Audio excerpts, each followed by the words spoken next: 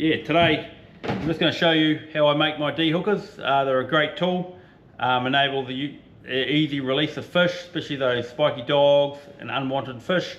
I've never had any issues with these failing or pulling out from the shaft. We've had a lot of big grey sharks hanging off of these, and they are something that you can make at home relatively cheaply, and at the rate that the guys seem to drop them over the side, we need to be making these cheaply. So anyway, basically, here's a quick rundown. It's going to be a very quick video. Basically, I just buy file handles, wooden ones, drill the hole out inside to match the OD of the stainless steel shaft that we've got here. I go a little bit oversized because I want to be able to have the shaft push inside and extrude the epiglass that I use. And I also, when using that, I use the high strength glue powder just to give it that strength. And part of the process is I also put some cuts in the shaft at opposing each other, so that when it tries to pull out, it's actually pulling against the cuts, so it actually can't physically pull out as well.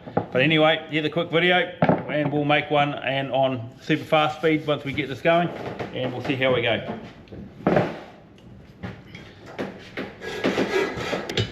So I cut mine to 255 millimeters.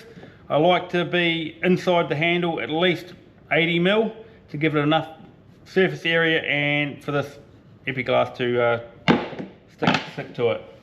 So basically, I'm just using these wooden handles, bought from Mitre 10 actually, $4. So relatively cheap handle. I better put it around the right way so I don't drill it in the wrong way. There's guys, anyway. And nothing too flash here, we're just drilling straight down.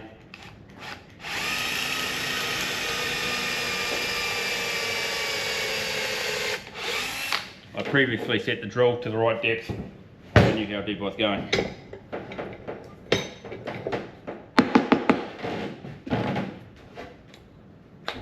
So that's it, basically, in a nutshell, sliding in there, like so. I kind of like that type of depth. It's about 35 mil, so I mark it at 30, just over 35.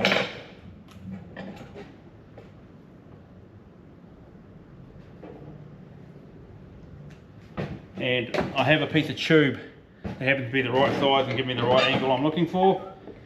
So I'll just clamp that on the vise here for now. Get it up.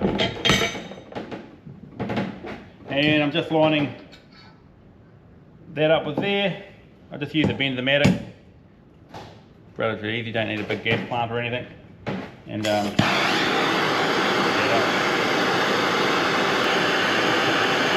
once we get that bright red, start applying some pressure to it.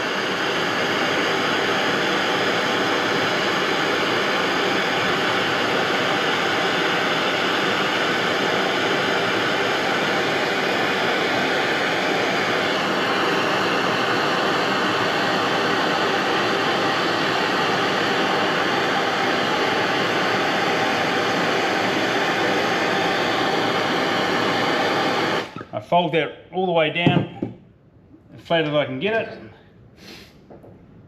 and that kind of leaves me with that, which is not what I wanted.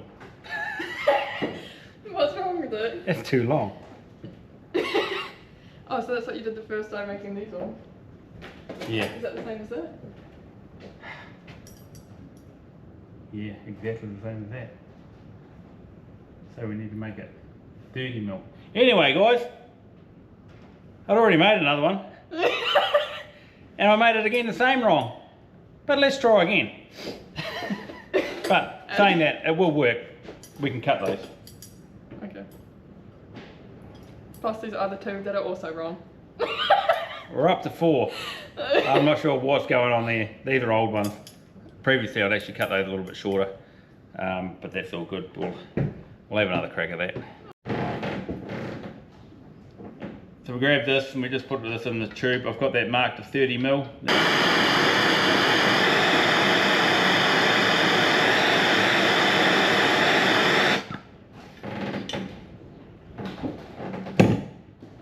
that's done, that's our end product. Sometimes if the hook's a little bit too long, I kind of shorten them up.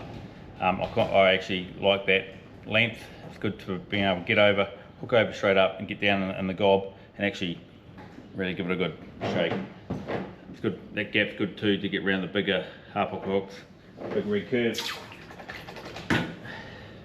So that's us there. Let's remove this item here before it becomes a burn object for us. Let's put that in the bucket. So that's it. One of the jobs that I've been meaning to do for a very long time is bolt down my vise. It's only been 8 years, so there's still time yet. So if the wife's a bit worried about you not doing for something about 6 months, just tell her that Dwayne's still trying to do his vise after eight years. So anyway, what I do now is I just put that in the vise. Quite easy, this way. Lock it up, grab your hacksaw, just put a few cuts in it. Not really worried if it slips out and makes it all rough, and then just cut like a 45-degree angle on it. Nothing too flash about this. Just what it is, just trying to give it something to bite on, something for that epiglass to grab hold of, just prevent them to coming out. Like I'm saying, I've actually never had one pull out, so it either works, well, it must work, and like we've had some pretty big sharks hanging off of these. Unfortunately, it's not always I catch half hooker. More often it's grey shark. Anyway, and these are a great tool for keeping your hands away from those sharp teeth of gemfish, barracuda, grey sharks, you know the like. Anything to keep your hands safe is always a bonus for me. I like my fingers. I've already lost part of one, which is, I don't want to lose any more. So that's pretty rough looking. That's good enough for me. As you can see, proof the vise is not bolted down. Right, I'm going to stop the video and I'm going to mix up a whole lot of epoxy, epiglass stuff here, and get ready to make 6. I'm just making a icky spike as well this time round, just that with sharpened point there off one, and just another tool for the boat. You know, more of these. I find that having 2, 3 of these on board is a great idea. Like I say, they get dropped overboard quite often, and that's with people with sharks, me included. But what I do like about these handles is that you're able to get a good grip on them. They're a decent size. So anyway, I'll mix up this epoxy and we'll be back in a minute. And here we are, the dehooker mission. I've not been able to find an easy way to do this job without it being messy. I've mixed up our epiglass there, and we're ready to pour it in. The other thing I must mention is if you're going to use the kitchen cutlery for your steering stick, make sure it's not the wife's good one. But anyway, I'm sure we'll better clean it up. So I'm just going to pour these in here gently. It kind of ended up going everywhere, but it's a bit of patience.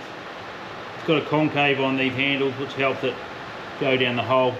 The biggest issue is that when you try and put these in now, that will extrude out of there, but that's what we kind of want.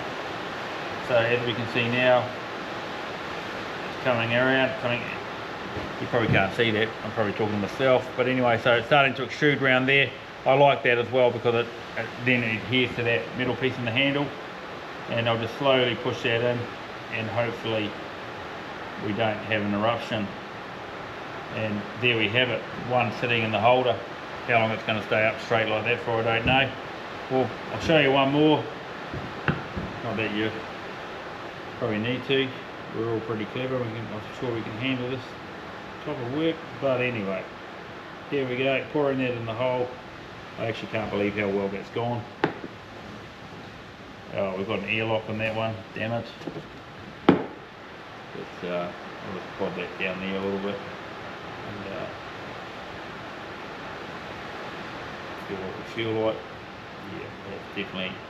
Oh yeah, that's going to be enough in there as well.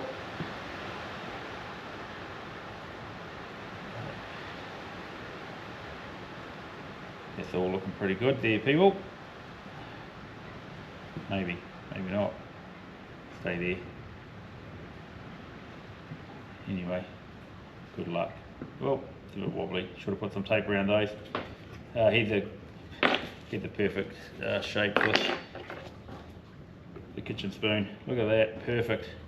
Couldn't ask for a better tool. Oh well, that's us. That's how I make my dehookers. I'll leave those obviously overnight. The longer they cure, the better. Hopefully, it can save you some money. Hopefully, you can keep your hands safe from some fish. But literally, buying this rod is about $15, and I bought 4 meters of it this time. So it's very inexpensive. It's all 316. Even if you get 304, I mean that's not in the water, living in the water all the time. Relatively inexpensive. I'll give these a bit of a file and chamfer up. Should really chamfer the day before I bent them up, but that's all good. But anyway, that's it. Don't forget to wear your gloves. This stuff's sticky. Oh, you got a quick straight bow for and a trevally. That's weird, isn't it? What's that?